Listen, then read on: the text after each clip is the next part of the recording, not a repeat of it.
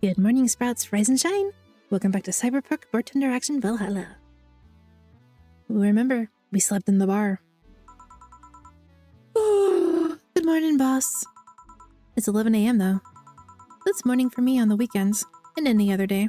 That's everything outside. I mean, literally morning because a.m.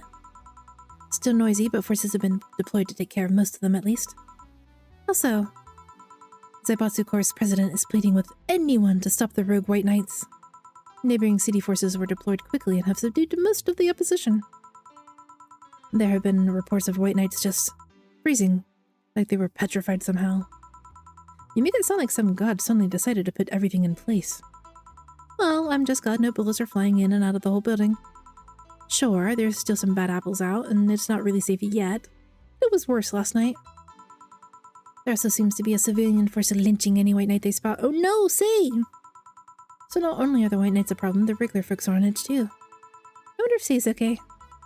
Should we be worried about Jill? That kid knows how to take care of himself. I'm sure that whatever it is that he's doing, he's safe. Dare I say even safer wherever he is than here?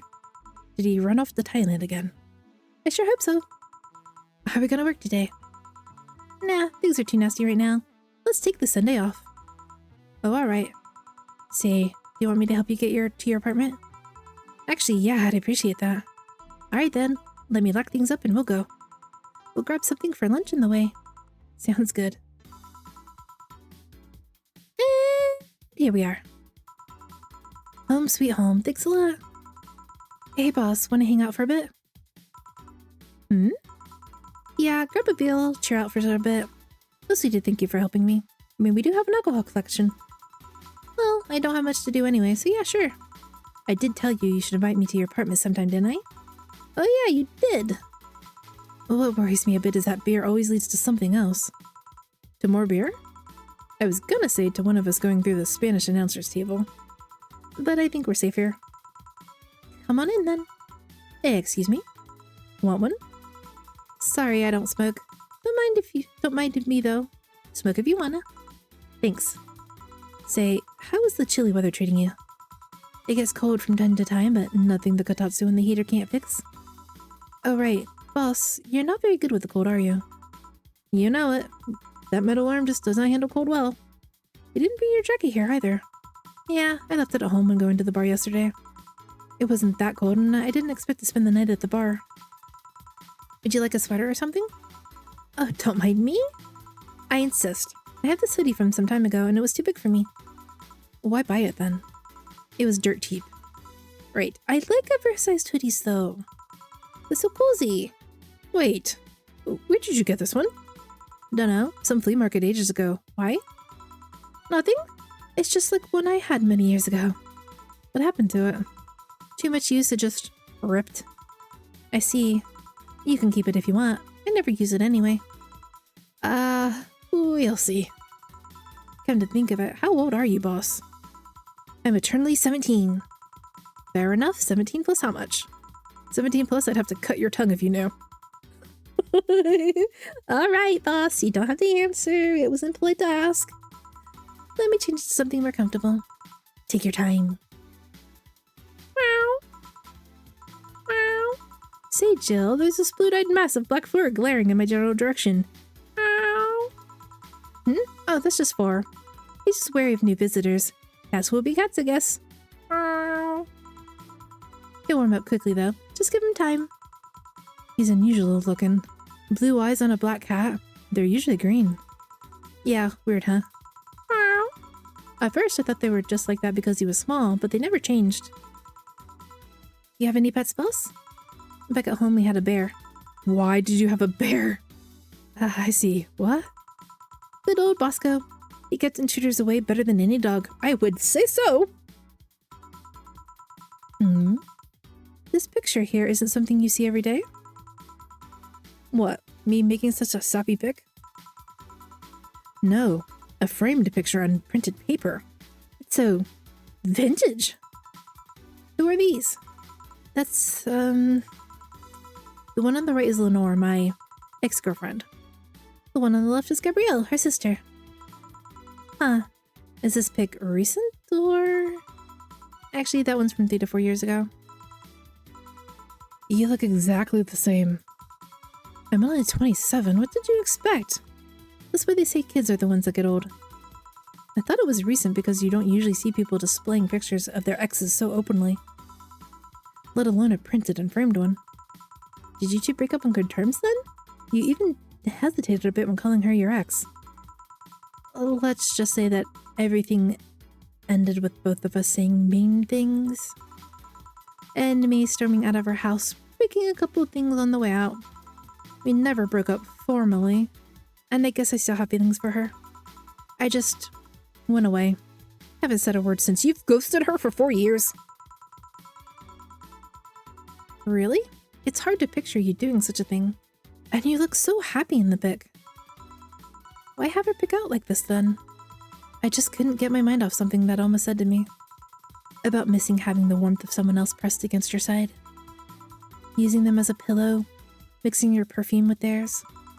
Putting your head in their chest, listening to their breathing as they pet your head. Dozing off knowing they're there, watching you, protecting you. I don't know. I felt nostalgic, then miserable. I'll just put this away. I've been meaning to apologize, but I feel like it's too late now. Whenever I go out, there's this fear in the back of my head that I'll meet her in the street. I just don't know if I could face her again, let alone talk to her. I'd be a mess. It's never too late to apologize, Jill. Maybe. What's that on the table? Shock. It looks like an envelope. It's nothing! Nothing! Oh, please give it to me. Nope. Alright. I saw nothing, don't worry. Anyway, let's grab some beers. Guide me. Damn, you have a lot of beers. Beers left, beer so far 0, cans left 12, remaining beer 0, 100%. Well, the BTC gave me discounts on a point card that I use every time I buy their alcohol. With that, beer is actually the cheapest drink I can get. Is there any difference between the drinks at the bar and these? The drinks at the bar are more addictive, flavorful, and also stronger than all the ones they sell in stores. And besides, the ones in the bar is more than double IPA. This one is more of a Pilsner. In English, please. This one's lighter in color and lighter in flavor. Don't know, it doesn't taste like lighter to me. Is this one made with that, oh, what was the name of the base liquid you use at the bar again? Nutrigenic Dichometrical Lidogenol, or NDL? It was supplement or something, right? It was an experimental fluid they created to replace water when the Maiden Kiss polluted water supplies. The effects of pollution turned out to be temporary, so NDL never went into mass production. But the BTC still commissioned it for use in bars. And is this one made with it? Let's see. Yep, here it is. Near the end. NDL and cornstarch. Cornstarch? It serves as a stabilizer if I remember correctly. They need it for packaged drinks. I see. And I just realized something. What? You're a nerd, Jill. Guilty as charged. There's my alcoholic collection if you feel like getting anything else. This bottle's over there. I can't afford a fancy fridge or whatever for them, so I have to put them in plain sight. I'm guessing if some authority on alcohol came in here, he'd stab me for crimes against beverages or something. Do you at least keep them out of the light? Anyway, many of them are still drinkable. I could get you some of the absinthe I brought to the bar if you want. I'm not Oscar Wilde kind of person, sadly. I'm more of a Theodore Roosevelt girl. I have a teddy bear in my closet, but I don't think you can drink it. Nah, that's what I... Wait, you do? I'm not ashamed of Dr. Fluff. But it just so happens that I have a cat. And I don't want the bear's fillings spilled all over the place. Oh. Anyway, beer's fine, don't worry. If you say so. Where did the collection come from, anyway? Calling it a collection is too generous, I think. You called it a collection! I got it from my grandpa. He made a will where the only thing stipulated was that I got them. That's sweet. I've already downed some of it over the years, though. Half of them have colored water instead of alcohol. Aww, are you keeping the bottles as a, souvenir? For sentimental reasons? Jill, that's so sweet. I make sure the water's the right color, though. Bottom line, if you want to taste anything from it, let me know. You're too kind. On the side note, it surprises me you kept that poster of me in the room. And even more that you hung it in plain sight. When I gave it to you, it was more or less a joke, you know. Does it make you uncomfortable? If it doesn't make you uncomfortable, why would it make me uncomfortable? It's my own face. I'm still wondering why you did it, though. Aside from filling an empty spot on the wall, I don't really know. I thought it was funny. I guess it's like if someone gave you, don't know, a bodily part-shaped trophy or something, and you had it there at a conversation starter. Although no one comes here anyway, so it's kind of pointless. What? No steamy nights of passion? Not since a year ago, I think. And I would rather not talk about what happened then. Did someone hurt you? Because if they did, I can dish out the pain. No, nothing of the sort. A different kind of mess. Uncomfortable mess. A not being able to have adults fun time for reasons mess. Glad to know you have my back, though. That's what friends are for. Wait, you talk about the poster and compare it to having a bodily shaped trophy. Did you just call me a... That's what friends are for. Hey boss, be honest with me here. About what? Who's Jill exactly? What do you mean? You know what I mean. With the full fizzy. Oh yeah, that. Well, I have a couple of ideas. I know for certain that Jill was in the Hong Kong riots. And he took part in the anti-riot force before defecting. That should give me a clue as to who he is, but... So far, I've only found out about one such defector, and he didn't leave Hong Kong for at least 4 years. I also know for certain that Jill was in England and France during that time frame. And it's always like that. When I think I have a clue as to who he is, something else comes up that contradicts the evidence. The guy's troublesome. A bit, yeah. I wonder if Jill's alright. You worried about him? You make it sound like I'm some emotionless robot. You can be hard to read. I wouldn't worry about Jill so much, though. There's 3 things I know for certain about him. First, he can take care of himself. Second, you can sincerely trust him. And third, he absolutely hates bell pepper. He does? Give it to me then. I've seen him even reject food that has come into contact with it. Maybe he's allergic. Man, what a baby. Unless he's allergic or something. He's not. Man, what a baby. How did you meet such a guy? He showed up in the door of the bar. He what? Well, it was shortly after the whole incident with Robert and the levitation potion. Right. Levitation potion. It was a slow day and he just showed up at the bar. I offered him a drink, but he said he didn't have money on him. I couldn't leave him alone, so I pretty much gave him the drinks for free. And after a couple, he broke down crying. Oh, poor Jill. Huh? I don't know what he did, but he was really, really regretting it. He wanted a second chance or whatever, and I told him if he could wash himself, I'd find him a job. And I'll be damned, he looked totally different the next day. Damn. I tried and failed to find out anything about him. So I decided to take him at face value. I judge him for what he did as an employee. And aside from the occasional sudden escapade, he's been as loyal gets. I returned the favor in kind, covering his ass from time to time. Sometimes literally.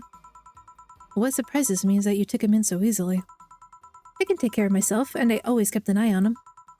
And besides, after the whole Robert thing, I couldn't ignore someone that desperate so easily. I see. Oh, okay. No, I get the Robert thing now. Okay.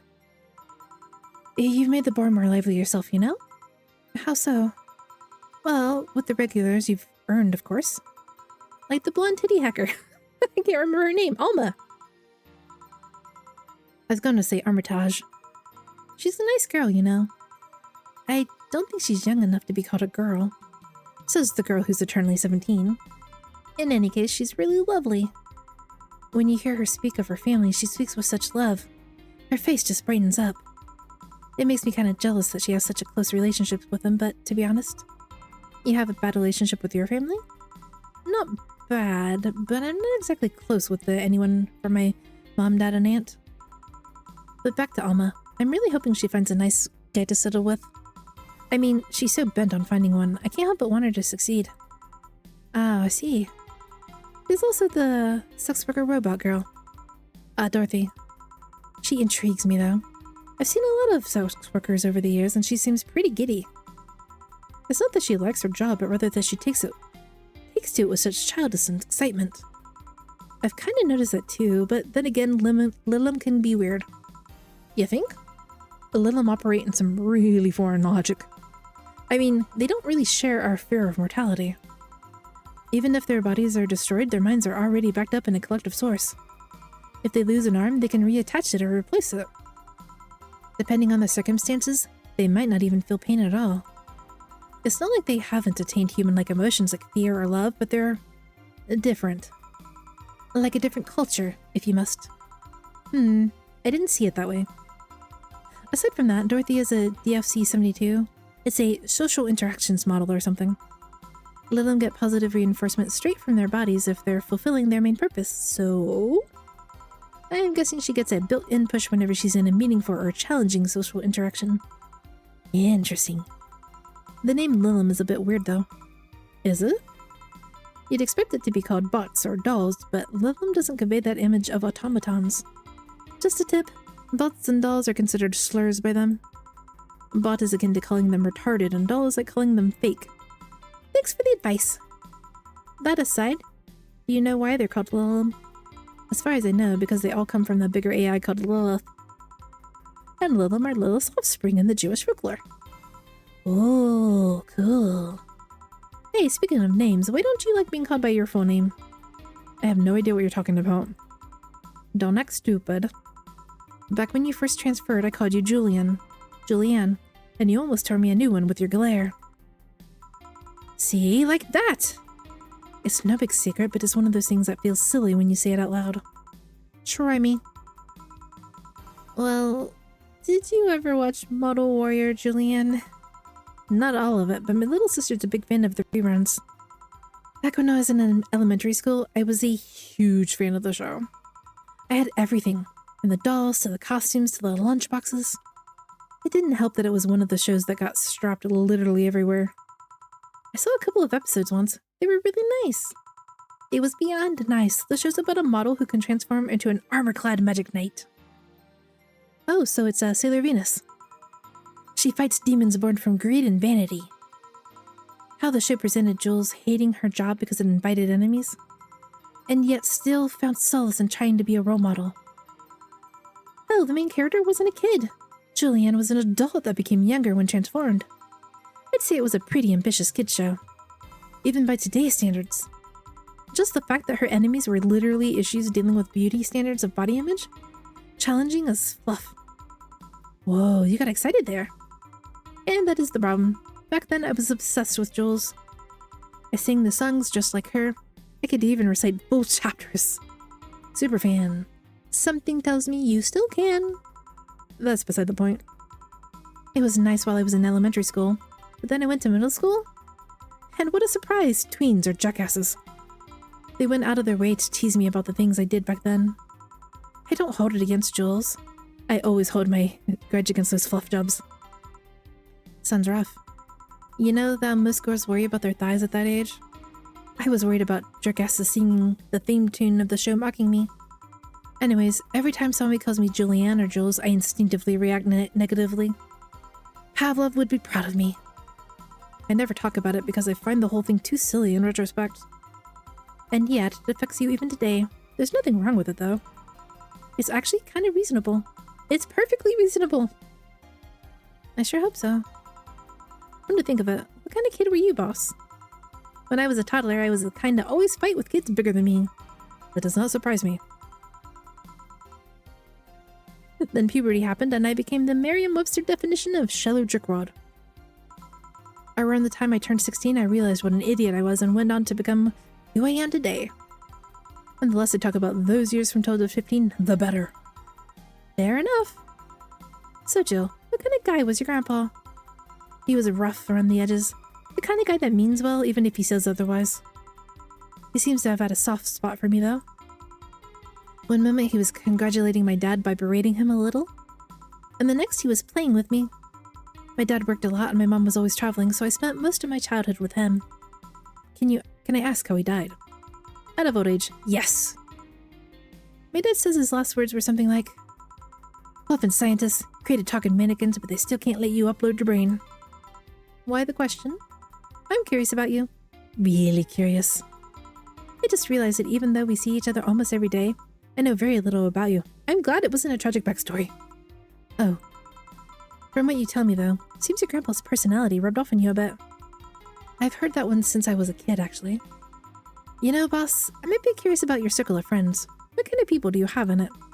Keep in mind you're included in the circle, too. So any salts you hurl will be applied right back to you. Anyway, I have this friend I've known for a long time. A red-headed, glass-wearing gun nut called Iris.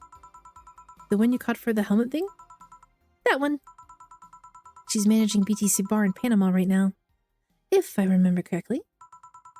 She's managing a bar too? I got the idea from her, actually. Oh. It's called Nirvana. And if you thought the city was dangerous, you should see the people she has to deal with there. Piracy ain't nothing to fluff with. And means it's an annex to another business. What does she do there? I think the bar was originally her hotel's bar. She moved the bar to its own building somewhere and opened Nirvana Beat in the hotel instead. Weird decision. I believe she said she wanted a place away from the noisy rich tourists that go to the hotel. So the bar is her woman cave. Woman cave. That aside, let's see. Friends. I guess there's also my little sister, but that's a given. Ooh, there's also my old partner from when I was with Neo San Francisco Police Force. Good old Lexi. Should give her a call sometime. Wait, you were in the what? I've done lots of things, Jill. I spent a short time collaborating with the police force. I've been a wrestler, an MMA fighter, chimney cleaner, lumberjack, pet shop attendant, corporate mascot. Corporate what? I still see my face on some websites from time to time. Anyway, aside from you, Jill, my sis, Iris, Lexi, I guess there's a lot of people that don't want to see me in harm's way. Mostly because they're the ones that want to hurt me. What about you? I guess I have an acquaintance here and there. Back at home in college, I went out a lot. But I felt more like going out was the pleasure rather than the people involved. Aside from you and Jill, my closest friend since moving here is Alma. Oh, and Dorothy. I mean, sure, there's always 4. That cat's a hermit that refuses to go out. Meow. And you know, he's a cat. Meow. Hey, a cat's fine too, you know. Hey boss, what do you do when the bar closes? I don't know. Maybe I'll take a friend's offer of working with her. I was also thinking about going back home and helping with things there. Or maybe go traveling for a while. I see. Oh, but don't worry. Bureaucracy's slow as fluff, so they won't close the bar for quite a while. Better enjoy being here while you can. Yeah, maybe.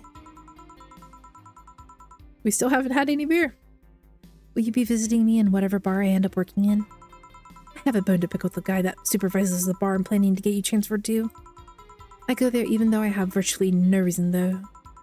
With you there, I'd have something pleasant to look forward to. You're sending me to someone you have problems with? If I have to trust another bar owner, it's certainly him. He's actually a pleasant boss from what I've seen. Then why don't you like him? The fact that he and I have a tendency to go at each other's throat is an unrelated matter. I'll trust you on that one then. Don't worry. Maybe I can get you a bracelet made out of wood pieces from the bar's counter or something. Oh, we'll see. You could just let me keep any pretty bottles. Yeah, I'll tell you what. When the bar closes, let's both take a vacation. Go on a trip. That'll clear your mind a bit. Yeah, maybe. But if we do that, we gotta take Jill with us. Poor dude. Is this a cutscene?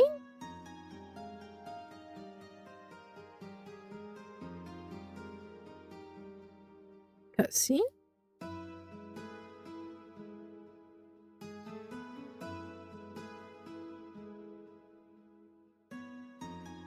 Chapter 2! Amarga. Oh, I didn't know there was a chapter 2. I just thought it was day after day after day. Your electricity bill will be sent out on the 24th. Please make sure you have $8,000! Oh no! We are super poor. Jill's... but... Okay, I will go buy you a Durama. Where is it? Daruma? Return? She bought what she wanted. She's pleased with herself. She will surely focus on work. If I need $8,000, I might actually have to look up what drinks people want because I cannot afford that right now. Anyway, that's where I'm going to call things for today. Thank you for watching. Let me know if you think I'm actually going to be able to make the 8,000 in the comments down below. And I'll catch you next time. Bye-bye.